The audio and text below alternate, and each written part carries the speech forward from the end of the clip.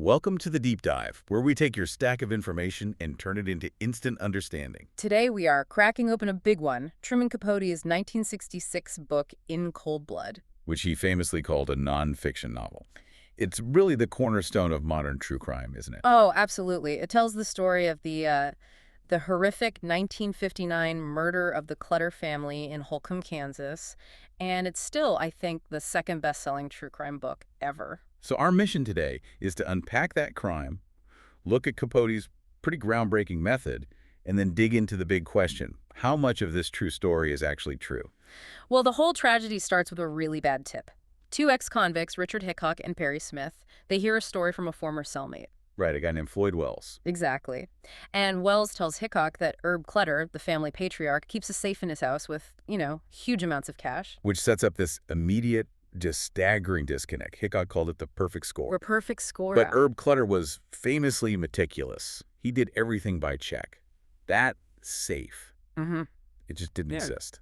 It's such a terrifying failure of motive. I mean, they bind and gag the entire family, tear the house apart, and commit these four brutal murders. For what? What did they get away with? A small portable radio, a pair of binoculars, and less than $50. Just chilling. It is. Smith even said later that he thought Clutter was a nice gentleman right before he killed him. And Capote takes this senseless tragedy and turns it into a literary phenomenon. He spent 6 years on it. 6 years, yeah, and compiled something like 8,000 pages of notes. He really pioneered what people now call new journalism. Using novelistic techniques in a nonfiction story. Exactly. Scene setting, internal monologues, all of it. And he couldn't have done it without his childhood friend, Harper Lee. Right.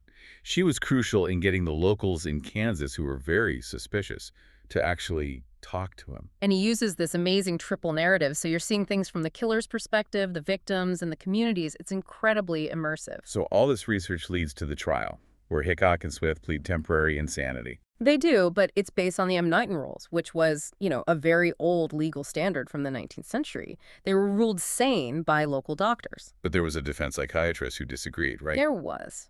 He diagnosed Smith with a clear mental illness and thought Hickock might have been affected by old head injuries, but that opinion, it wasn't admitted. So they were convicted.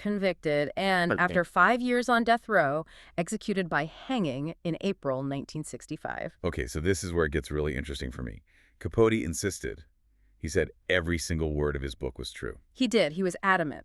But critics pretty quickly started pointing out that that just wasn't the case. So what are some of the big fabrications?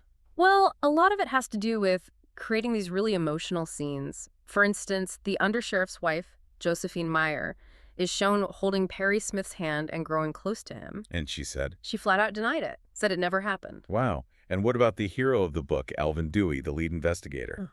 Right, Capote paints him as this brilliant detective who instantly cracks the case.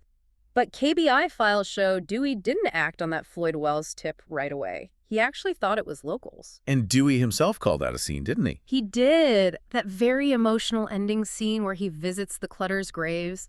Dewey said Capote just invented it, made it up completely. So a more dramatic hero for the story. It seems so, but, regardless of these issues, the book had a huge national impact. It forced a conversation about the death penalty and about those old McKnighton rules. And the town itself, Holcomb, it was never the same. No.